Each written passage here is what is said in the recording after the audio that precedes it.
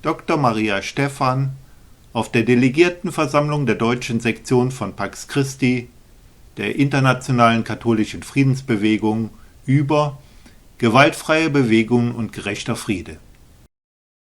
Ich freue mich sehr, mit euch in Fulda zu sein und das Thema gewaltfreie Bewegungen mit euch zu diskutieren. Und mein Vater hat mir gerade ein E-Mail geschickt und er hat gewusst, dass ich in Fulda bin. Und er meinte, es gibt in Fulda 22 katholische Kirchen. Hast du das gewusst? Und ich meinte, nein, danke Papa. Also, bei der Rom-Konferenz haben Wiltrud und ich an der gleichen Arbeitsgruppe teilgenommen und wir haben natürlich viel über das Thema gesprochen. Und vor 17 Jahren, das heißt 1999, war ich eine Fulbright-Stipendiatin in Deutschland, habe bei der Friedrich-Wilhelm-Universität in Bonn europäische Integration und die gemeinsame Außen- und Sicherheitspolitik Europas studiert. Gibt es eine gemeinsame Außen- und Sicherheitspolitik? Ich weiß nicht, aber das habe ich studiert. Aber ehrlich gesagt habe ich nicht so viele Zeit in der Bibliothek verbracht. Ich bin viel gereist in Deutschland und am Rhein viel gejoggt. Das war eine Freude für mich und habe ich das Jahr echt genossen. Leider aber seit 1999 habe ich fast nie Deutsch gesprochen und deswegen, wenn wir um gewaltfreier Widerstand sprechen, ist es besser, denke ich, wenn ich auf Englisch spreche. Also es tut mir leid, aber ich wechsle jetzt die Sprache und gehen wir auf Englisch. So, nächstes Slide. Danke. So, I grew up in the state of Vermont in the United States. And in Vermont, we take social justice very seriously and local organizing very seriously. And so after I studied European integration and I started graduate school, I became very interested in the study of nonviolent resistance movements. I saw a very powerful documentary film called A Force More Powerful.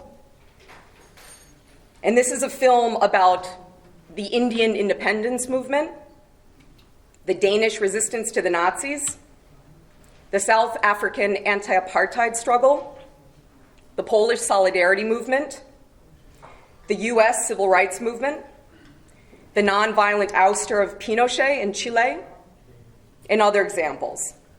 And after seeing that film and these examples of ordinary people organizing and successfully resisting injustices and oppression, I decided I had to study this and make this my focus.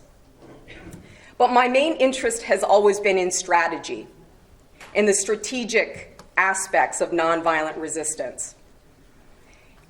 And after I finished my PhD, I worked for a nonprofit organization whose focus was working with activists from all around the world.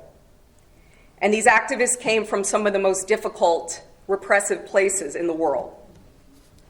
So my perspective has always been shaped by that work with activists, who at the end of the day are on the front lines of change. So I'll go to the next one. Hey. Yeah.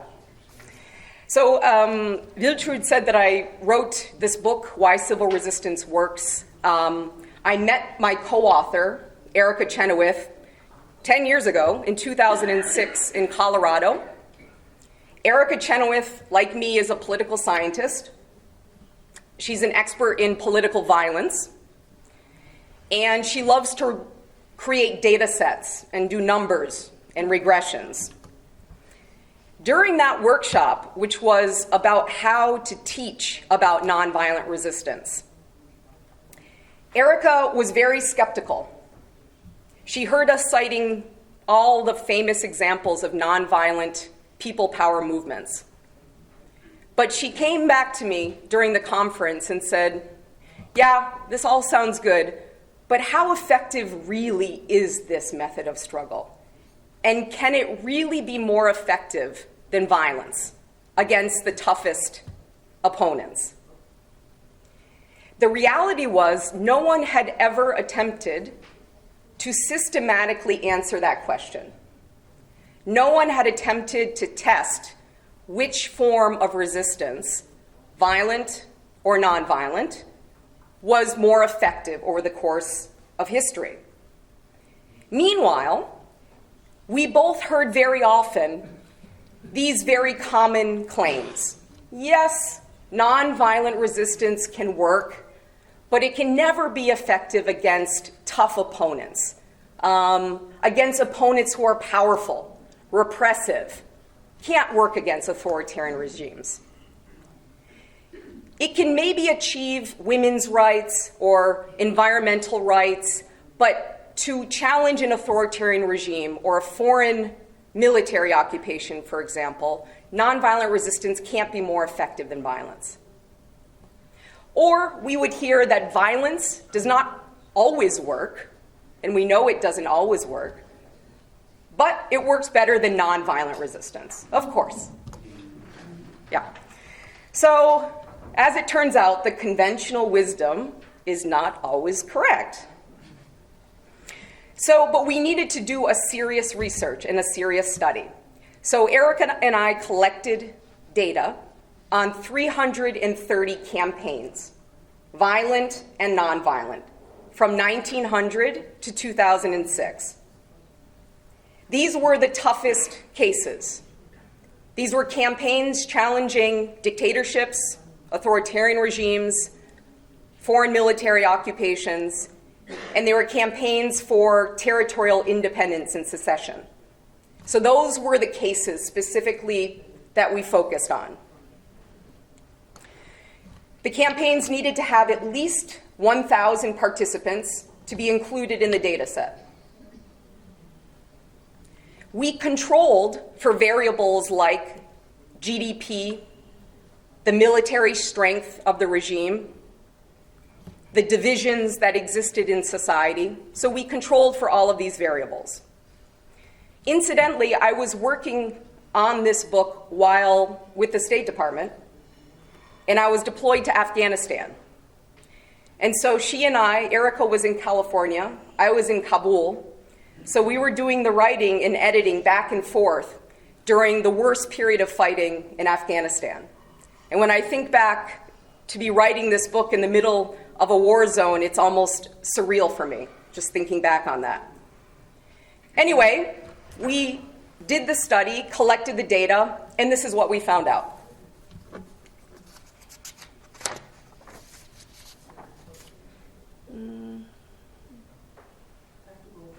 Yeah, maybe back one. Next.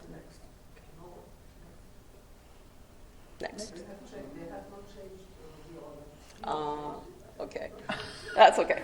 That's my fix. Anyway, this is what we found out. We found that the nonviolent campaigns were twice as effective as the violent campaigns. So the nonviolent campaigns succeeded 53% of the time compared to 26% of the time for the violent campaigns.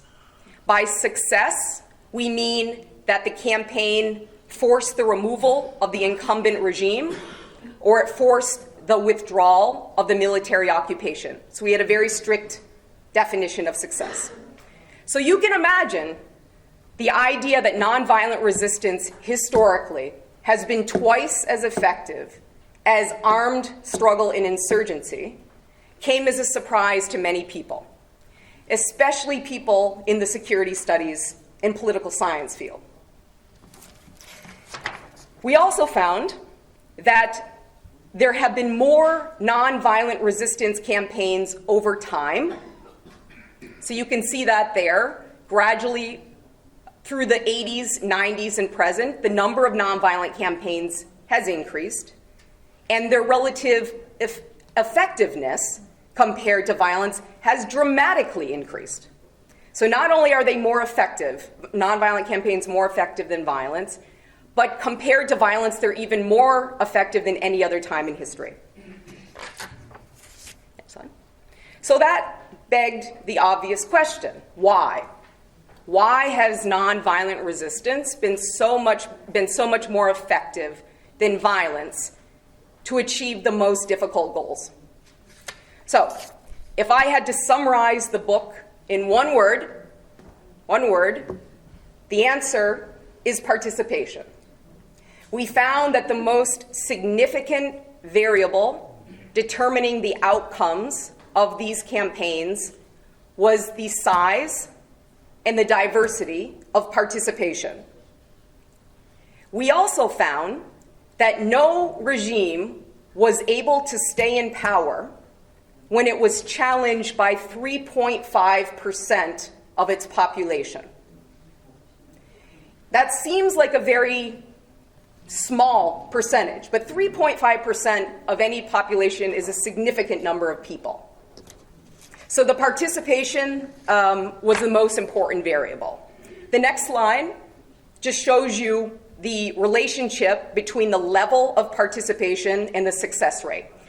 So when you think about it, it makes sense, because when large numbers of people from different segments of society, workers, bureaucrats, business people, media, security forces, so police and military, when they in large numbers engage in acts of civil disobedience, non-cooperation, work strikes, protests, consumer boycotts, stay away. When large numbers from different sectors engage in that type of resistance, they're essentially removing the opponent's sources of social, political, and economic power. And that's where the power of people power comes from: mass non-cooperation. This is powerful, of course, because regimes need the consent and the cooperation of people to rule. That's the main theory of power underlying nonviolent resistance. Mao Zedong said, "All power flows from the barrel of a gun." Mao was right about a lot of things, but about this he was wrong. Power flows from the consent and the cooperation of people. And when they stop giving consent and cooperation, the ruler can no longer rule. So participation. The reason nonviolent campaigns have such an advantage when it comes to participation is that the barriers to entry are much lower for nonviolent movements compared to armed insurgencies. The physical barriers to participation are much lower. You don't need to be a young, able-bodied man to participate meaningfully in nonviolent resistance. You can be young, old, disabled, able-bodied, rich, poor, in order to participate in the hundreds of different tactics that make up the arsenal, if you will, of nonviolent resistance. And what makes nonviolent resistance so interesting and effective is that there are so many tactics available to protesters. We tend to concentrate just on the street protests and demonstrations. But Gene Sharp in the 1970s, Gene Sharp is one of the main theorists of nonviolent action, came up with a list of 198 methods of nonviolent action. And this was in the 70s. So today, I think that number is well over 1,000.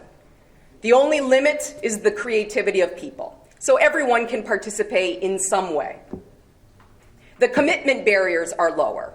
You can be a casual rebel and still participate in nonviolent resistance. You can have a job, you can have a family, you can have a life and still engage in acts of resistance, which is very different from joining an armed insurgency or an armed campaign.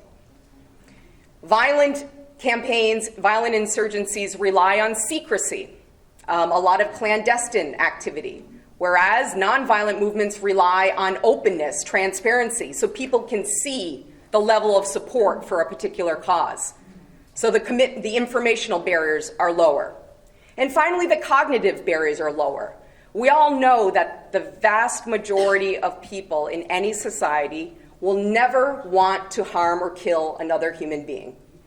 So armed insurgencies always face this problem.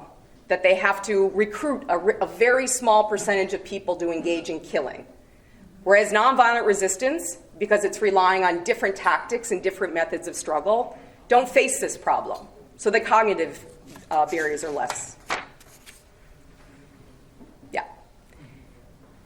So we found, interestingly, we tested what are the effects of regime repression on the effectiveness of these campaigns. And the reality is that over 90% of the campaigns in our study faced repression. Repression is the norm, it's not the exception.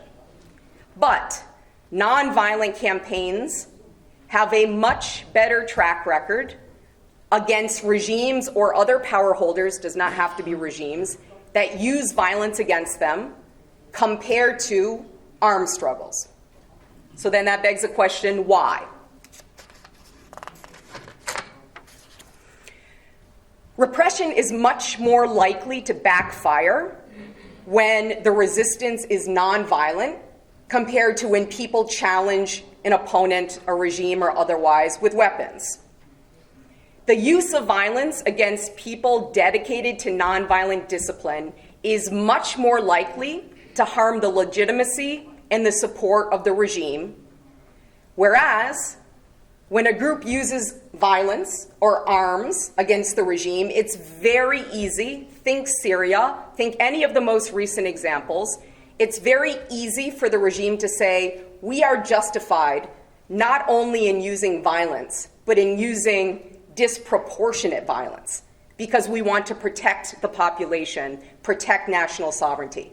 It's a lot harder to get away with that when the resistance is dedicated to nonviolent tactics.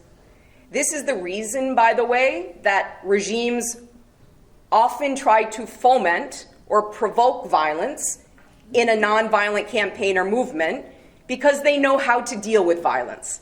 It's very hard for them to deal with disciplined nonviolent resistance. We also found, interestingly, that the number of military defections, so police, army who refuse to obey orders to shoot back at protesters, is dramatically higher when the resistance is nonviolent compared to when it is violence. And this is a very important factor, because when the police and the military stop obeying orders to use repression, generally it's all over for the regime. So another reason why nonviolent discipline is a critical variable in the success of movements. The other reason is that even if regimes or power holders want and are willing to use mass repression, which is often the case, let's be realistic, they are unable to sustain that repression indefinitely over time in the face of sustained, dispersed mass resistance. It simply becomes mechanically impossible. This is the reason, by the way, that strategically it's so important for movements to alternate between methods and tactics of concentration. So think street protests, rallies, sit-ins. These are methods of concentration. And alternating between those and methods of dispersion. So consumer boycotts, which played such a critical role in the anti-apartheid struggle in South Africa.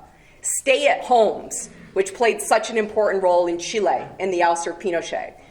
Consumer boycotts, stay-aways, go slow. These are dispersed, decentralized activities that are very hard to repress.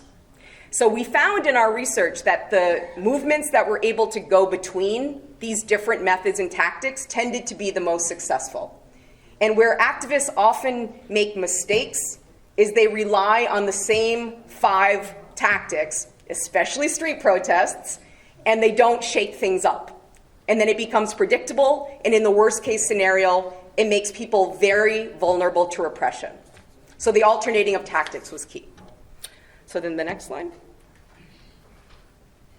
So the consequences of violent insurgency. Erica and I found that around 25% of the violent insurgency succeeded. So we can't say it never works. But the long-term societal consequences of armed resistance victory are seriously negative. We know in the study of mass atrocities that most mass atrocities occur in the context of counterinsurgencies, so regimes fighting back against armed insurgencies. This is when most mass atrocities occur,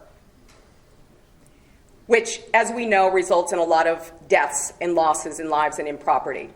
We also found that there is a very strong correlation between how people resist injustices with violent or nonviolent means and the level of democracy that follows.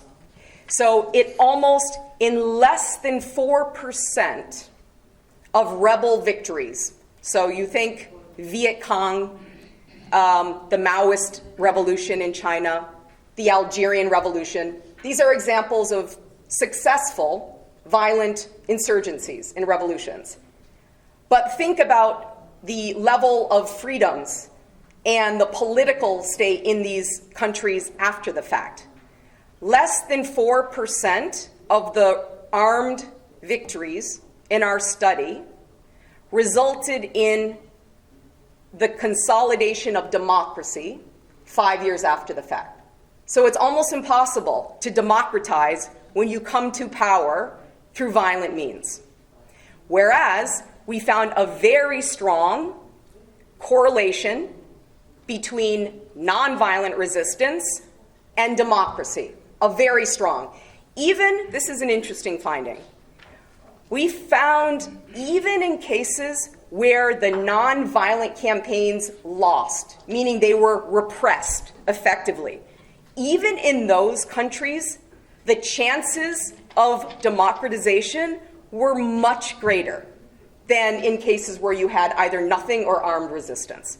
So what that means is that there's something inherent in the skills involved in building a nonviolent movement, presenting an alternative vision, building broad-based coalitions, engaging in nonviolent action, negotiating with different people in society and different groups to bring them into the movement. That makes these skills very transferable to democratic development. And of course, we know when you come to power by the sword, you tend to rule by the sword. You have a winner-take-all mentality rather than a coalition mentality. We also found that it's almost twice as likely for violent campaigns that succeed to result in a country that falls back into civil war compared to when the resistance is nonviolent. So it happens very often that armed victories go back into civil war very soon after the victory. This happens much less often in nonviolent campaigns that prompt transitions. So I'm now back at the first slide.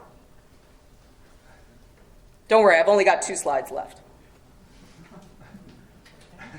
All right, so this is just a summary slide in terms of why movements in general matter. And there may be points here that are interesting for you all as you think about Pax Christi's practical work in the field. Movements matter at the end of the day because the people who are directly affected by injustices, whether it's exclusion, discrimination, racism, corruption, are the people who are most likely to take action to address those injustices. And those people are at the grassroots. What is grassroots of? Yeah.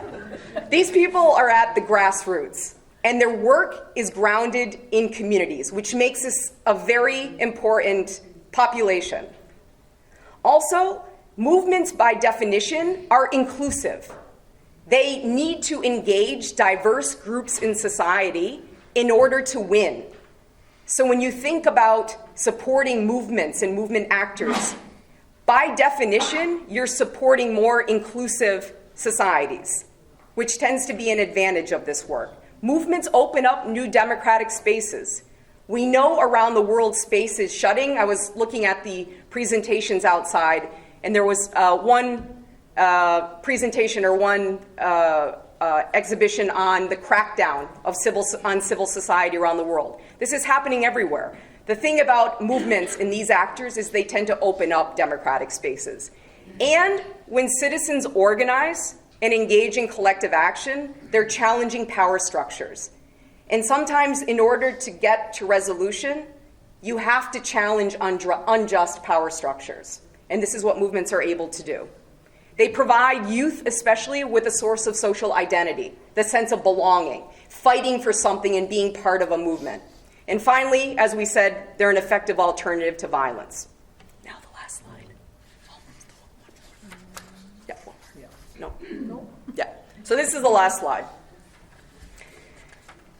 So as we're talking about the practical aspects of work and why, for example, it matters, for example, that nonviolent resistance is more effective than violence. First of all, hopefully this finding and this data will help you all in your work in making the case to different policymakers, civil society, and the like. It's helpful to be able to cite statistics that this actually works. But then what this suggests is that there's huge value in investing in training and education related to nonviolent action and movement building. There are actually skills involved in being effective at nonviolent resistance. You don't win by magic. There are skills involved and these can be transferred and training can be effective. It shows the importance of amplifying the voices and the actions of activists and grassroots figures as part of your day-to-day work. And I try to do this in my work at USIP as well. Often activists and grassroots civil society people don't have access to the forums that we have access to. And so it's almost a responsibility to be able to use those fora to share their stories, to invite them to speak, and to really strengthen and show solidarity with them. And then finally, I have heard you talking about the advocacy work of Pax Christi. And I think from experience of having worked in the government, outside the government, and now in a place in between at USIP, I realize how important it is to be able to present policymakers with very clear alternatives and ideas for how they can be implemented. And this is something I think Pax Christi is very well positioned to do because you have access to the grassroots, that's where your strength comes from, and you focus on advocacy, so you know how to influence policymakers, and just based on what I've heard over the past day, you're poised to present very clear alternatives and policy ideas. And I think that combination of engaging with the grassroots, doing education and training in the way that you do, and focusing on providing alternatives to violence makes Pax Christi a very powerful organization. So with that, I hope this can be a starting point to a discussion with you all. Thank you.